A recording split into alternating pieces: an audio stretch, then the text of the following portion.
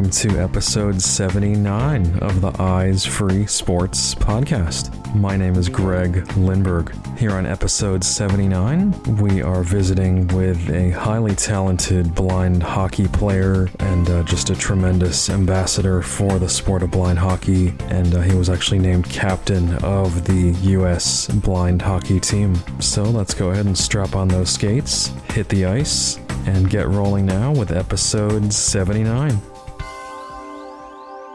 Okay, so my guest here on this episode of the podcast is Tim Kane, and Tim is a highly accomplished blind hockey player and certainly quite an ambassador for the sport of blind hockey. Tim, welcome to the podcast. Thanks, Greg. Thanks for having me. Absolutely. Really excited about this. I feel like you are kind of the main guy when it comes to blind hockey and kind of the big name out there, so super excited to finally... There's a couple bigger names out there. Hey, I appreciate you taking the time. It's definitely an honor to have you on here. So why don't we just start with, kind of from the beginning here in terms of your story. Just talk to me about your early years as far as where you were born and grew up. Yeah, so born and raised in Battle Creek, Michigan, so kind of southwest corner of the Lower Peninsula. Kind of grew up. I'm the youngest of three kids.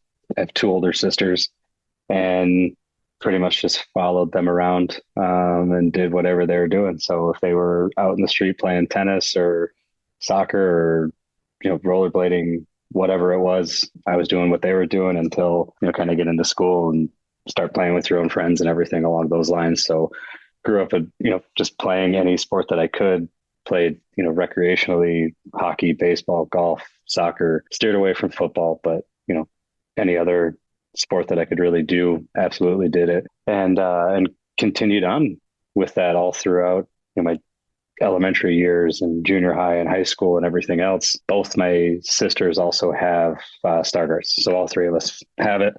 My oldest sister, I believe, started losing her vision in sixth grade, so still kind of early for Stargardt's. My other sister's about 20 months older than me. She started losing her vision. I want to say her sophomore, junior year of high school. And then I started losing my vision my freshman year of high school. So all three of us pretty young when that kind of took place. And for me, it didn't really stop me from any participation in anything. I'm an August birthday. So I actually had to do like an extra year of kindergarten when I started school. So I think I was like the third oldest in my graduating class. So I had already started like driver's training and things like that by beginning of like freshman year and everything. So I kind of already knew how to drive. So even when I lost when I went through my vision loss, I still kind of had those skills and then just adapted that with bioptic lenses. So I, still got my driver's license. I still carry that, but also from a sport perspective, it's one of those things where if you have the skills from a younger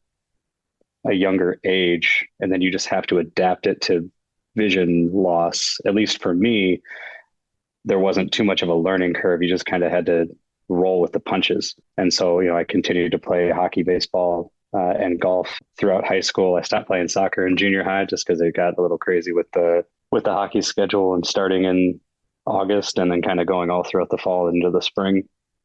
Sure. Went on to college and played a year of club hockey at Ferris State.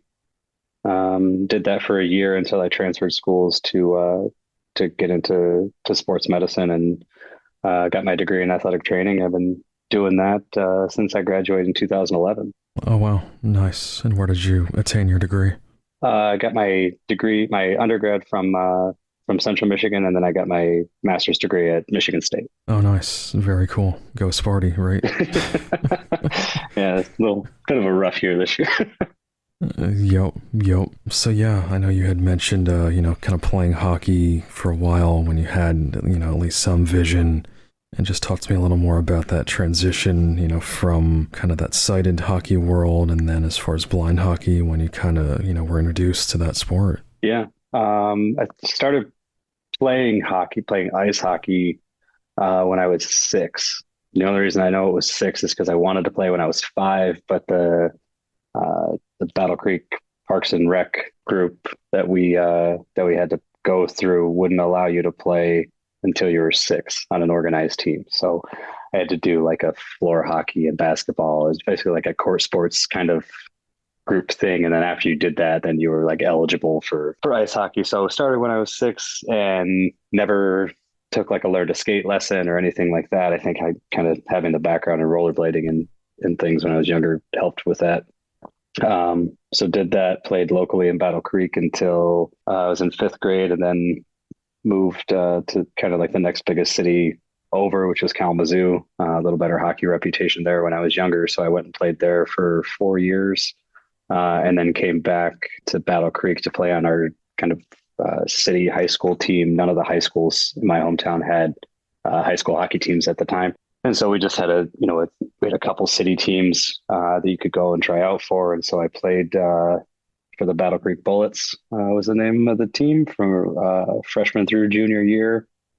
So even that first year, I mean, kind of when you're talking about like tryouts as a freshman, I went into that tryout with 20/20, 20/40 vision, not really anything that would have even been corrected with glasses or anything along those lines. And so going into that, that was a year that I still didn't really notice too much of a vision change on the ice, just because with Stargart, you lose your central vision. So your peripheral vision is still, for the most part intact, and not really anything that seems to be affected too much.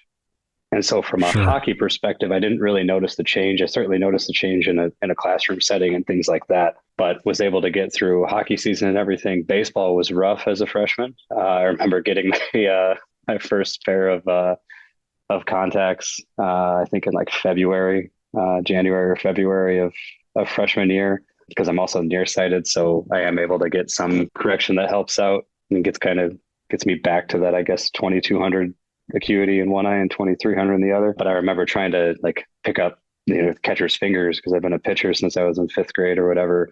And I was like, I can't do this. Like, we need to figure out something to really work with. We got to do something else. Otherwise, I'm just going to throw fastballs all day. Eventually, they're going to get hit. And so I think just having those other sports and those other opportunities to kind of work my way, back and kind of into the hockey world, and with those vision changes, I kind of noticed the differences later on. If somebody sends you a pass from across the ice, or it's off the ice a little bit, and you don't necessarily get the contrast that you do when it's on the ice. It's a little tougher to see, but like I said, just kind of rolled with the punches and did whatever I had to do to continue doing the things that I enjoyed. And so like I said, I played hockey and baseball and golf throughout high school. And after I played club hockey at Ferris State, I was pretty okay with kind of hanging up my skates and not being too concerned with playing competitively anymore. I knew that I wanted to work as an athletic trainer in either the hockey or baseball worlds. And so I was just going to stay involved with the sport that way. And it wasn't until 2018. So I didn't really play competitively or really that, much of organized hockey from 2008 until 2018, 10 years. It's kind of a lot that I think about it now. But 2018 during the Olympics must have been that my mom had sent me a random text that I still don't know what article she was talking about or what commercial or whatever, but she sent me a text saying, "Hey, did you ever follow up on that blind hockey thing I sent you?" And I didn't want to disappoint my mom, so I just kind of sent her back a thing. And I was like, "Oh yeah, absolutely. I'm just waiting on an email back." Meanwhile, I'm Googling USA blind hockey as I'm sending her this message, and a couple Google searches popped up, and one of them was to Kevin Shanley, who was the US blind hockey rep at the time. Another one was for Matt Morrow, who is the director of International Blind Ice Hockey Federation. So sent both of them a couple of different emails. And honestly, I was really just looking at it from a support standpoint. What can I do to help grow the game? Is there anything that I can assist with? How can I be involved? What can I do?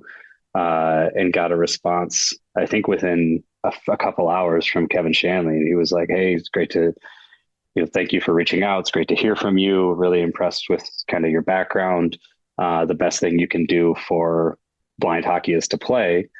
We have an event in Chicago in March of that year, of 2018.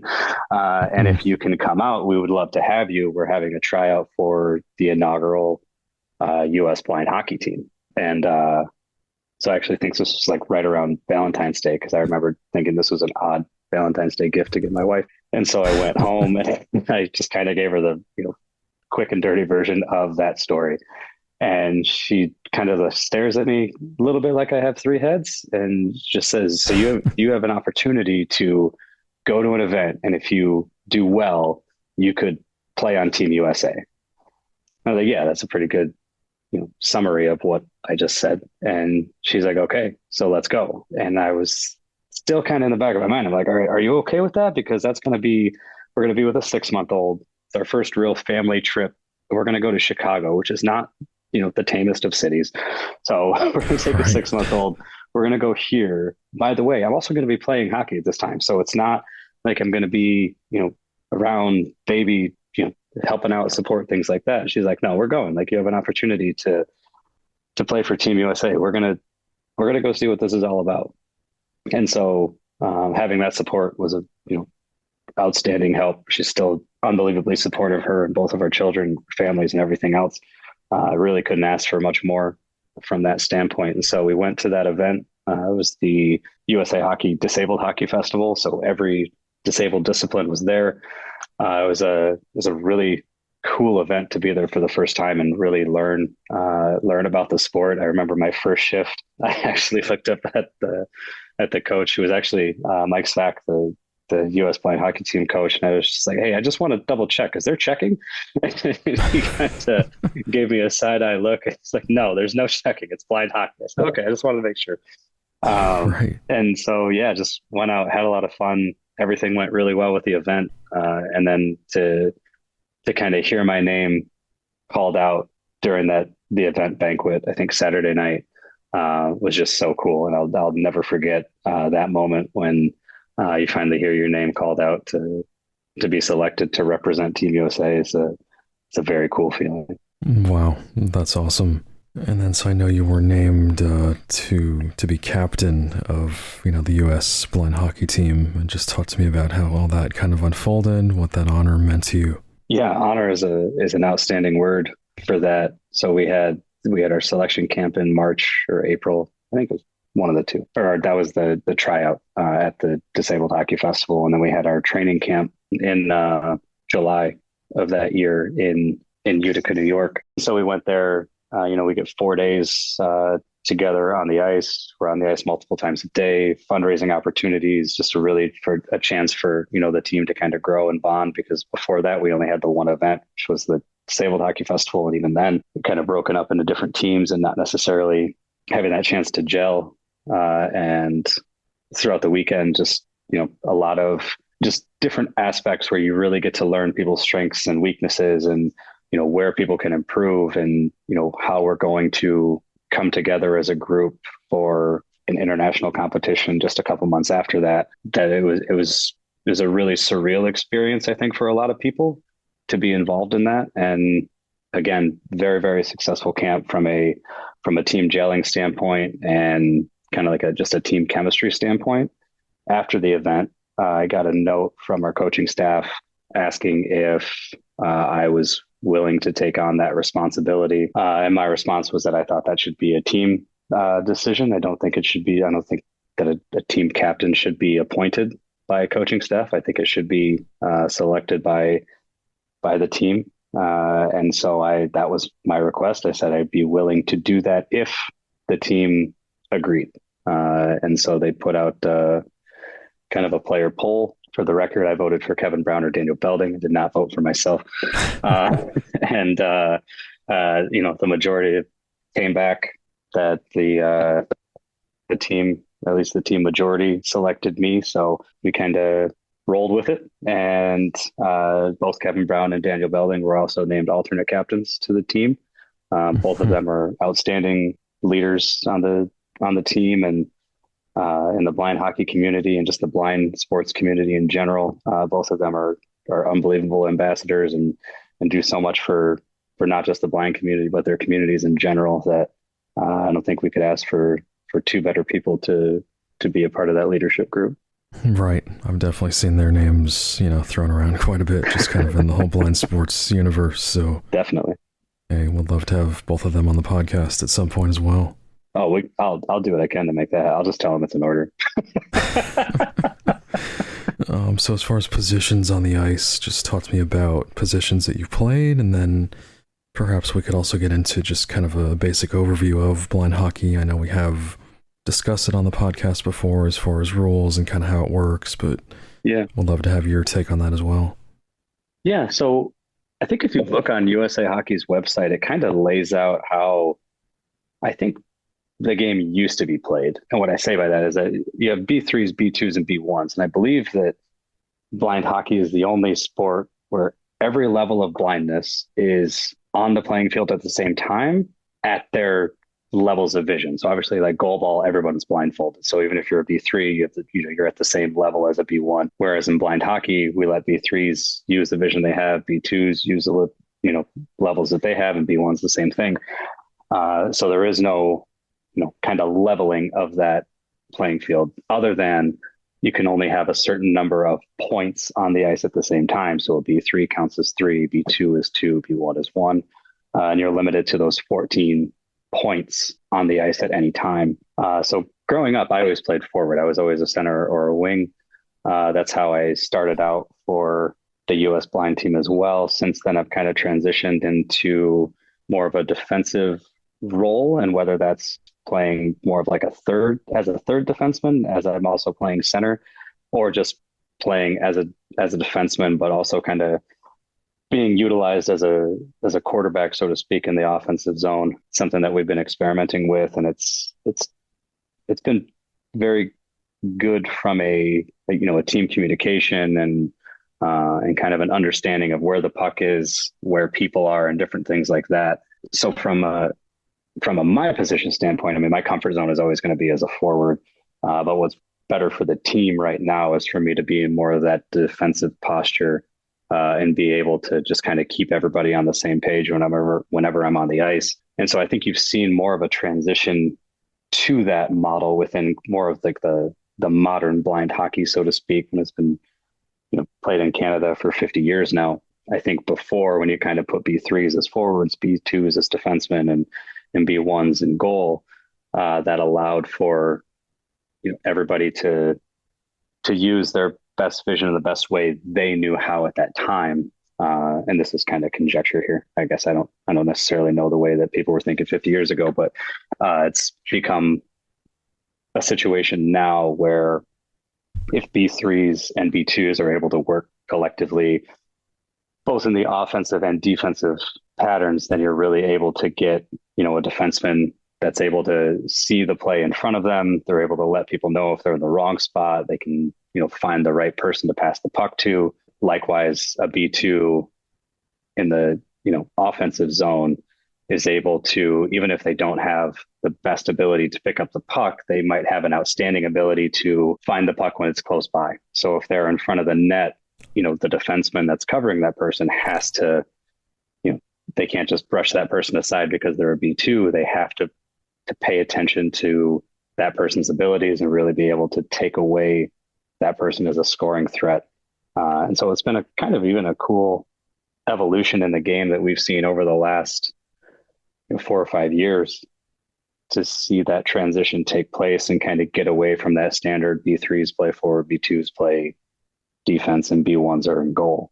Right. A little more flexibility, it sounds like. And definitely. Just kind of, variety really helps the game. I'm curious, are there any specific moments, games you've been involved in, anything that really comes to mind that stands out in your mind in terms of blind hockey in general? A few of them. I mean, the first one is always going to be, having that initial team announced in 2018. Same thing in October of that year when we played Team Canada in Pittsburgh, national anthem going for the first time, wearing USA on your chest, and kind of hearing your national anthem and understanding what that entire thing means. I mean, being chosen to represent your country and being, in that top percent of players at that specific sport, and, being chosen to represent, not just yourself and your team, but, country, your family, everything that you kind of worked towards. Just a, incredibly cool thing. I would like to say my first goal on Team USA, but I don't necessarily remember that one. Our first training camp is always going to stand out. That was, just really cool to kind of bring think we had 18 or 19 people at that first camp. Just to have that many different people and learning so much about different backgrounds and, everyone's story, because everybody has one, and almost, to people's journey through vision loss and finding adaptive sports and things like that. Or it doesn't seem like anyone has the same story as another person. Sure. So those are going to be things. And then, times in the locker room when you're, we won't go into too many of those, but just, time with your team that you're just able to just really be kind of your authentic self. You don't have to, you don't have to put on a happy face if you're not in a good emotional state or whatever. You just kind of let people know this is what's going on. But, locker room's just fun. You're able to joke around, have a good time. If there's any squabbles, it doesn't matter. You leave that on the ice. When you come back in the locker room, you're still a family. You're still a group. You do that, and that's always kind of a sacred place, so to speak, for hockey players. Is that time in the locker room? Coaches typically stay out. It's more of a player's place, and just it's always going to be a lot of fun, and will always be the thing that people miss the most when they leave the game. Right, right. Really interesting. So I know that there are roughly 20 blind hockey clubs, kind of, local teams around the country, around the US at this point. And just from your standpoint, how would you kind of describe the current state of blind hockey and looking ahead in general, for this sport? I know it seems like it really has grown quite a bit in just a few years. Definitely. I think a few years ago, we would definitely say that the sport was kind of in its infancy. It was very, very new to the US. I think Kevin Shanley and then Christine and Victoria Venturini. I know they both have different last names, but I'm blanking on what they are right now. But Victoria McDermott. But anyway, both of them being or I guess the three of them, including Kevin, being the first three blind hockey players in the U.S. I want to say that was 2012 or 2013. So, we're about 10 years in now. So I think you could say that the sport is still very young, but like you said, 20 programs. That's pretty massive growth, especially over the last 5 years. Because I think there were probably only a handful before 2018. And so being up to 20 now, the game is growing, it's gaining traction. And I think the more that we can continue to raise awareness on the sport, get people involved, the more and more it will continue to grow. You're seeing the same thing north of the border too in Canada, not just Canada, but also internationally. The more people find out about the sport, the more they want to do it, because it's really cool to be involved in a tri-blind hockey event and seeing people get on the ice for the first time, because it's not a sport where anybody tells you that you can't do a certain thing. It's just, get on the ice and feel free, go as fast as you want. If you go too fast, you fall down. That's okay. You get back up. That's why you're wearing the pads. It's so fun to see people get involved and get on the ice for the first time, or maybe get on the ice for the first time since they lost their vision, and just, be involved, have fun, go fast, score a goal. It's been very rewarding to be involved in some of those events. Right, absolutely. And I'm sure you've seen many individuals, like you said, for the first time getting out on the ice. Maybe they've played before, maybe they don't have much experience with hockey, and kind of that bell goes off, that light goes off, and it's like, wow, I found my passion, I found my sport. This is amazing, right? Yeah, absolutely. So I understand the goal as far as the Paralympics goes. I think we're looking at 2026 to kind of get blind hockey rolling in the Paralympics. And do you think that is realistic? What's kind of your take on the whole Paralympic push? I think that's probably pretty lofty at this point. I think 2030 is probably a more realistic time frame. The reason I say that is because I believe the Paralympic requirement is that 8 international teams be formed, or, basically ready to go for an event like that, because there has to be there's a situation where if 2 teams either become ineligible or, are disqualified or can't make it, or, something happens, you still have to be able to hold that tournament in that event with at least 6 teams. So I think they have to have it. I think we have to have at least 8. the US and Canada are two. The UK has been growing a program for a while. Finland is growing a program. I think Russia has a youth program that they're continuing to grow. But even with that, we're still at five. So I think Italy is looking to build a program. I believe Sweden is as well. So that takes you to 6 and 7. I don't know if the likelihood of all of those plus one more country getting involved is going to push you over that threshold that you need for 2026. So I think 2030 is probably more realistic, at least from my standpoint. So yeah, I think that's probably the ultimate goal from an international perspective, because that's what you want. You want the sport to be recognized from a global community standpoint. Locally, though, I think the goal is kind of what we just talked about, which is to get as many people involved in the sport as possible, not just because it's a great sport and it's fun to do and everything like that, but I just think for the blind community and kind of being underemployed, underrepresented in, different fields, I guess, throughout the world, but also just trying to offer as many opportunities to this community as possible so that individuals don't have to go without. Growing up, my parents' thought process was always that their kids would not go without. And this was not just like from a vision loss standpoint, but if we really wanted something, if we were truly passionate about it, they would make that opportunity available to us. So even though our family didn't have a ton of money growing up, and hockey is not the cheapest sport in the world, I think it's actually one of the most expensive ones. But for my parents, my sisters, and everybody else to be as supportive as they were for me to be involved in hockey, which is an expensive sport to be involved with, but I had a passion for it. I thoroughly enjoyed everything about playing hockey growing up. That I don't know if they necessarily enjoyed 5-hour car trips for for games or weekend tournaments or whatever, but they supported me because that's what I was passionate about. And if I was growing up in the 90s, I might not have necessarily had that opportunity to play hockey in the US because it wasn't really a sport in the US. Had I lost my vision sooner or been born, without vision or anything along those lines. And so I just think offering more and more opportunities so that everybody can be involved and everybody has their opportunity to participate in anything, whether it's with or without accommodations, is such an important thing and a cool thing to be able to offer.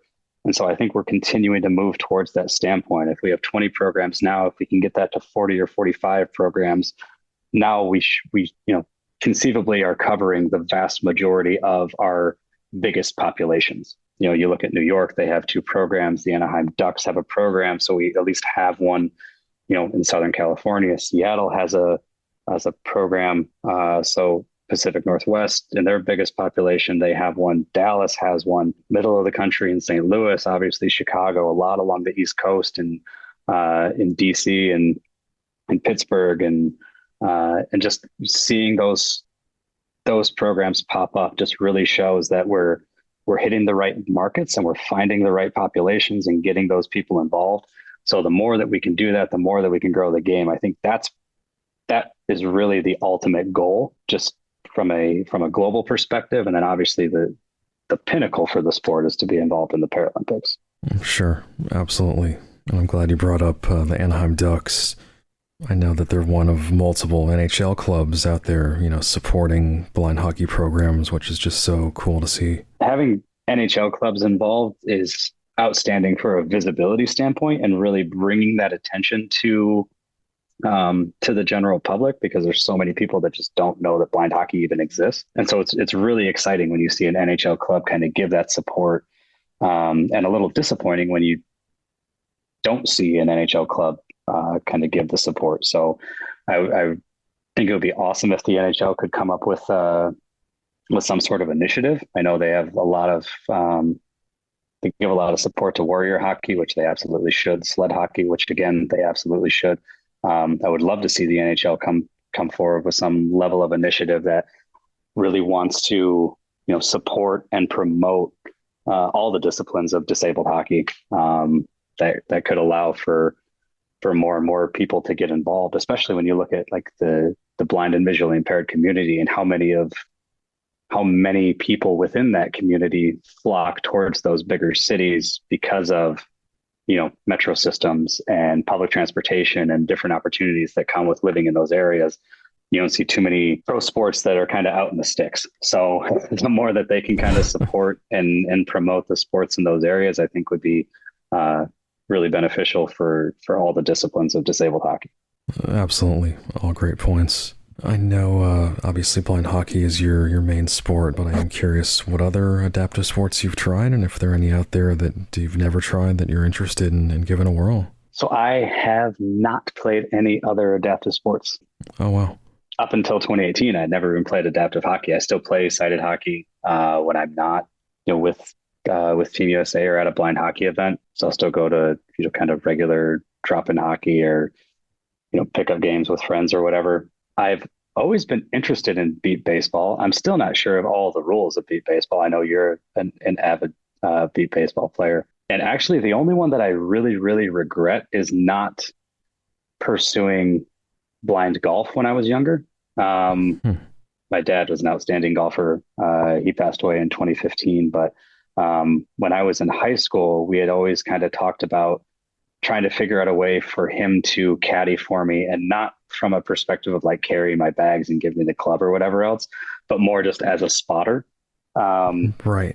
And at the time I was very resistant to really any sort of accommodations that would be seen by other people.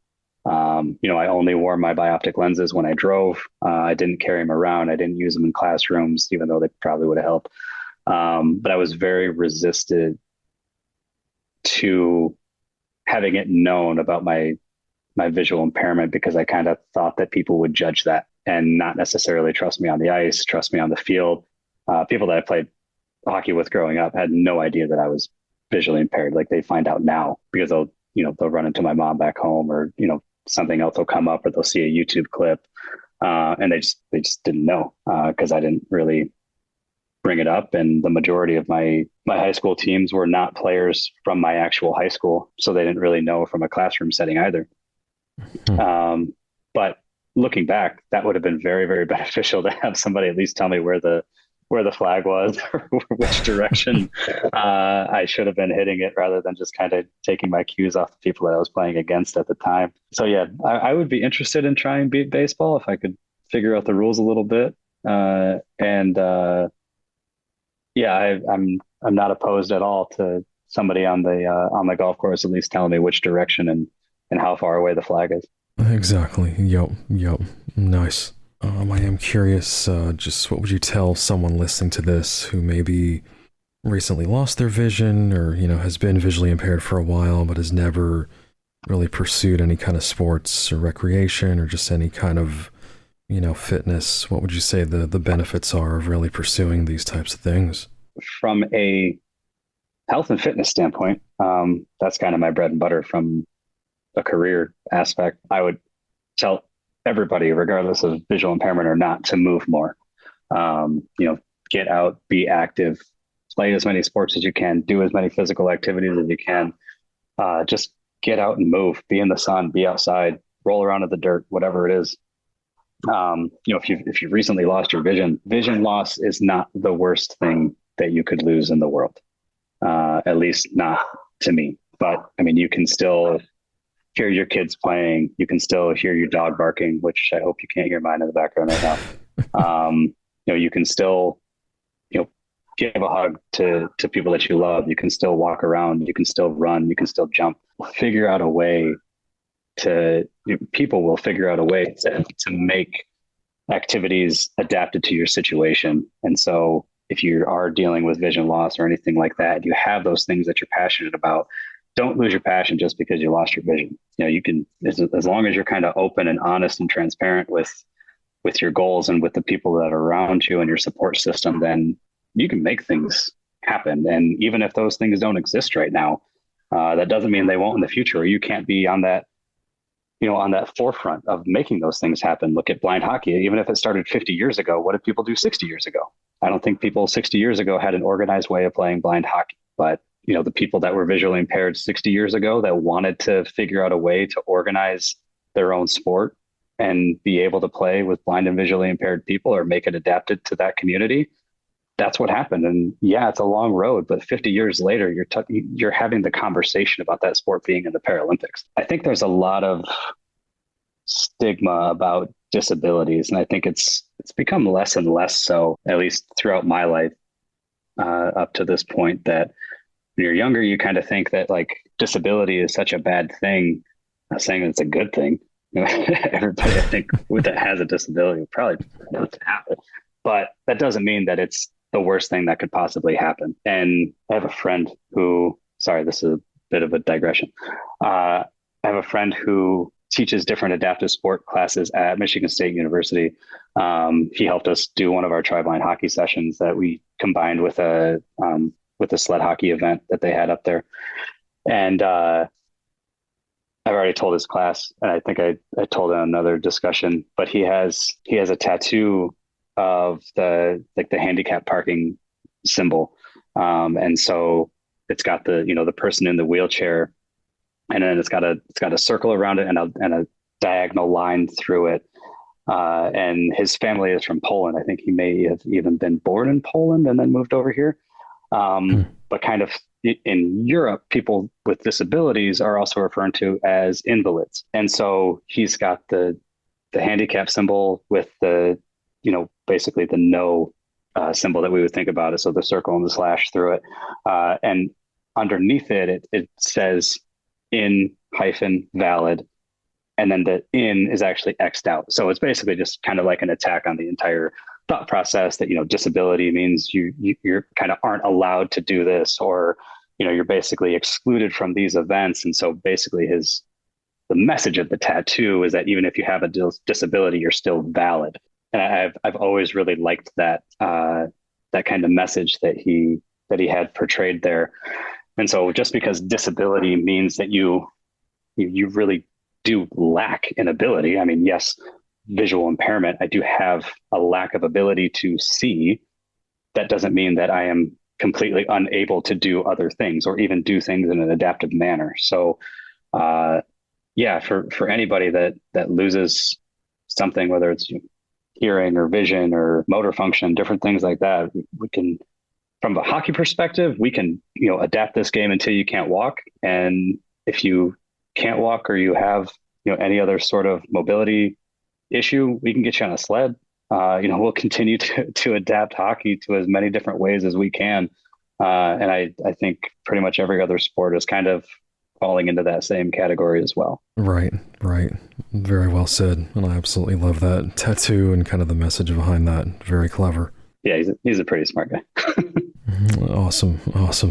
All right, so to wrap up here, if you want to mention any resources that people might be able to find out there in terms of blind hockey, and then as far as contact info, if you have any social media or anything you want to mention on that front, feel free. Yeah, from a blind hockey perspective, you can go to usahockey.com. That kind of has all the disciplines of disabled hockey. I think it's usblindhockeyteam.com is our team website. Or you can just Google U.S. Blind Hockey Team. It'll pull up the team website on there, so you can kind of get to know the players. You can kind of see their background stories. We have some merchandise and everything that's available for purchase. Part of those funds go to supporting the team throughout the year for our training camps and travel and things along those lines. Other big supporters, CAVI, Central Association for Blind and Visually Impaired out of Utica, New York, outstanding group. That's done a lot for our national team. Dog Nation is another group out of Colorado area that does a lot to support us, and all levels of not just disabled hockey, but just hockey in general.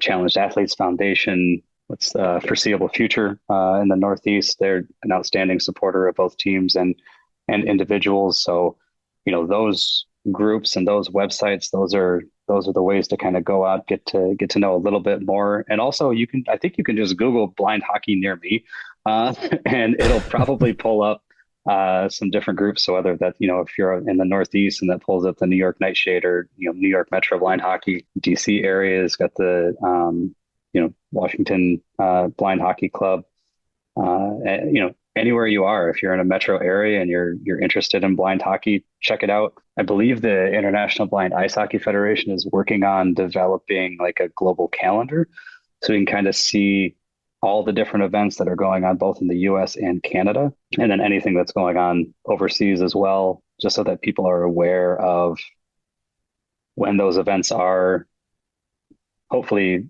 figuring out a way to have like a participant tracker so you can kind of see how many people are going to be there, different things like that. But I believe USA Hockey, I think USABA has US Association for Blind Athletes.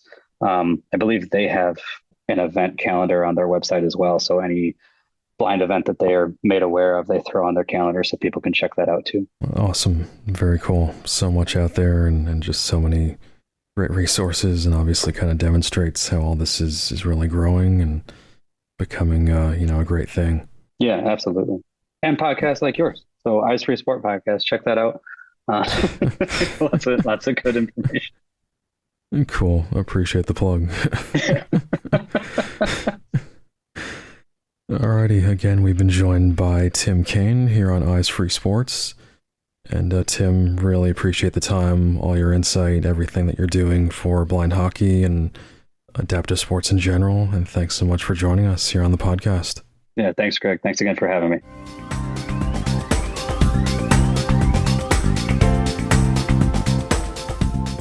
Be sure to follow the Eyes Free Sports podcast at facebook.com/eyesfreesports and on Twitter at eyesfreesports.